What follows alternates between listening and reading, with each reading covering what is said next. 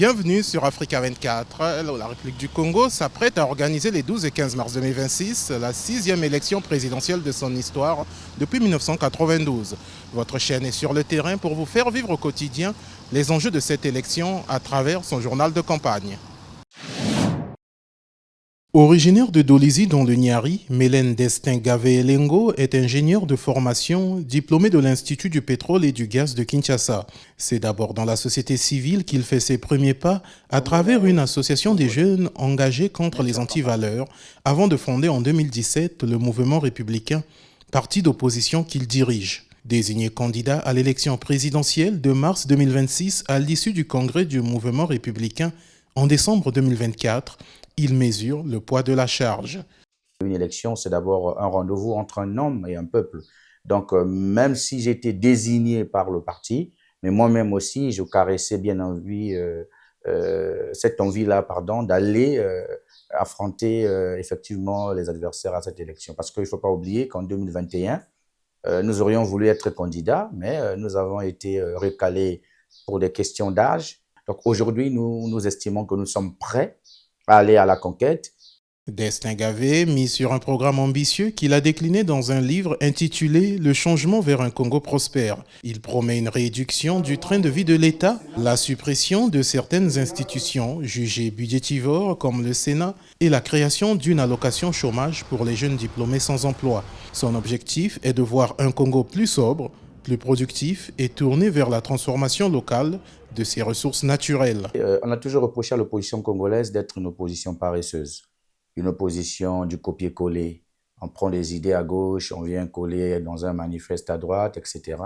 Mais cette fois-ci, nous avons voulu proposer au peuple congolais, même au peuple africain, parce que les questions que nous avons traitées dans ce livre vont au-delà du Congo. Ce sont des questions purement africaines, parce que dans le continent africain, nous vivons quasiment les mêmes réalités, les questions d'eau, d'électricité, d'emploi, d'accès aux soins de santé de qualité, etc. À quelques mois du scrutin, Destin-Gavé veut incarner le changement face à un pouvoir qu'il juge usé par le temps. Mais le chemin de l'opposant reste semé d'embûches. En décembre 2022, Destin-Gavé avait été brièvement interpellé à Pointe-Noire par la police judiciaire avant d'être libéré sans explication officielle. En 2022 encore, sa première participation aux législatives ne lui avait rapporté que quelques dizaines de voix, preuve que le terrain politique reste difficile pour les figures émergentes.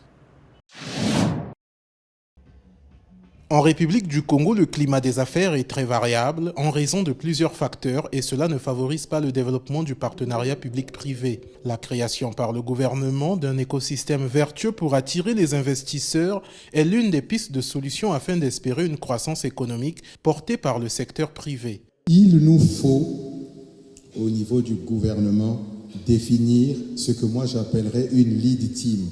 La lead team au niveau du gouvernement, c'est un ensemble de départements ministériels qui sont concernés au premier chef par la question du climat des affaires, qui vont travailler ensemble. Si ce travail est fait convenablement, je pense qu'à ce moment-là, nous allons, je dirais même, bouleverser totalement l'écosystème du climat des affaires qui existe dans notre pays aujourd'hui pour pouvoir réellement attirer les investisseurs et booster la croissance à travers l'intervention du secteur privé. L'apport du secteur privé est très attendu par le gouvernement de la République du Congo, notamment en vue du financement du Programme national de développement 2022-2026 à hauteur de plus de 56%. Tenant compte des ressources insuffisantes de l'État, la Société financière internationale, membre du groupe de la Banque mondiale, a rassemblé des représentants de haut niveau du gouvernement congolais, du secteur privé et des partenaires au développement autour de la première édition de l'AFCDI. La stratégie de la SFI au Congo est basée sur le plan national de développement du Congo. Nous avons d'abord ouvert un bureau à Brazzaville, ce qui n'était pas le cas avant. Nous avons renforcé les équipes au niveau local pour être au plus près des besoins du secteur privé dans le dialogue avec le gouvernement.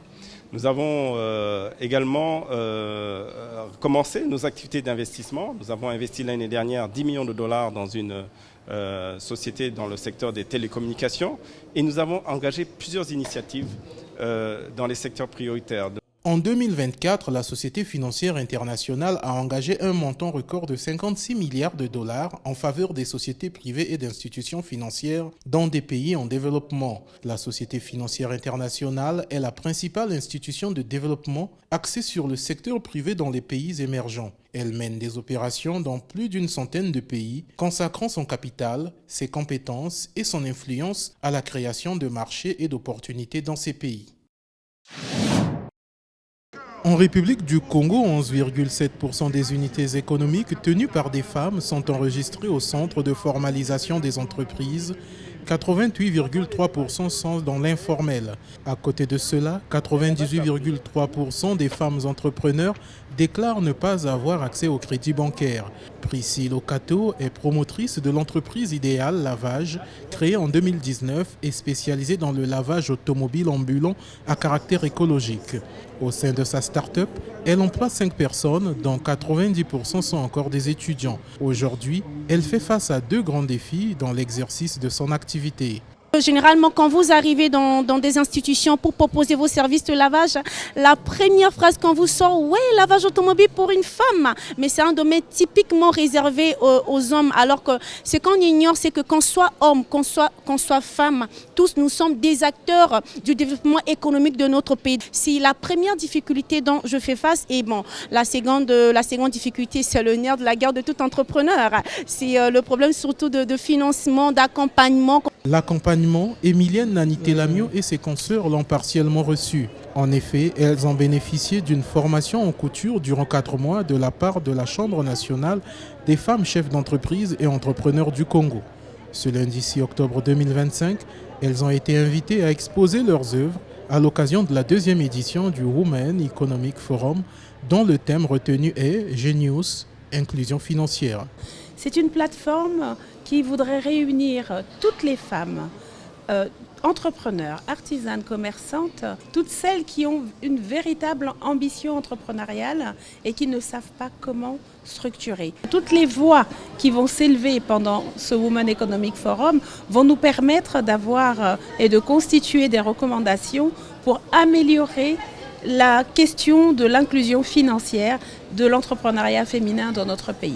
Ce forum, placé sous le haut patronage de la première dame Antoinette Sassou Nguesso, est un espace stratégique de rencontre, de renforcement de capacités et de coopération économique inclusive. Du 6 au 8 octobre, les participants de marque tenteront d'esquisser des pistes de solutions et clôturer les activités du Women Economic Forum par la remise du prix Genius. La 4e édition de la Semaine de la mode de Brazzaville a refermé ses rideaux samedi 17 mai 2025 au cours d'un défilé typiquement afro-chic. Les organisateurs, qui ont l'ambition de mettre la lumière sur le savoir-faire des artisans, réclament l'appropriation par les Africains de leur mode.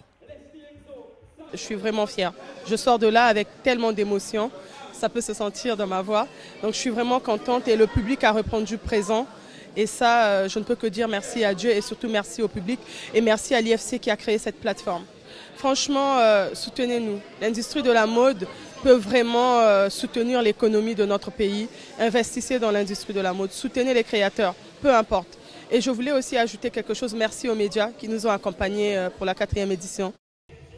Du 12 au 18 mai 2025, ils étaient 20 créateurs de mode et 41 mannequins de la République du Congo, de la Côte d'Ivoire et de la République démocratique du Congo qui ont tenu en haleine les spectateurs lors des différents défilés, comme ici à l'esplanade de Nkombo, dans le 9e arrondissement de Brazzaville. Cette 4e édition de la Semaine de la mode à Brazzaville, j'ai présenté une collection qui s'intitule Memory. Memory qui veut tout simplement dire mémoire ou un rappel. Alors, à travers cette collection, j'ai voulu rappeler du parcours de combattant que j'ai effectué depuis 2017 en tant que designer congolais et international. Je voulais également représenter l'homme congolais dans son élégance. Cette 4e édition s'est bien passée comme les éditions précédentes. Le public était au rendez-vous, l'organisation était bien, les collections étaient belles, les créateurs étaient là et Ça s'est super bien passé, je suis contente et j'en garde un très bon souvenir. Cette collection s'intitule Sublime. Et Sublime, c'est une collection que j'ai créée par rapport à nos frères de l'Est, de l'autre côté du Congo, qui sont en pleurs en ce moment. Alors je me t'ai dit comment je vais partager, je vais pleurer ensemble avec eux. Et étant créateur de mode, je me suis dit, je dois créer une collection pour les accompagner. La Semaine de la mode de Brazzaville s'est affirmée en 4 éditions comme étant le rendez-vous qui promeut la création de la mode en y associant l'expérience panafricaine. Notons que la Côte d'Ivoire et la République démocratique du Congo étaient les 2 pays invités cette année.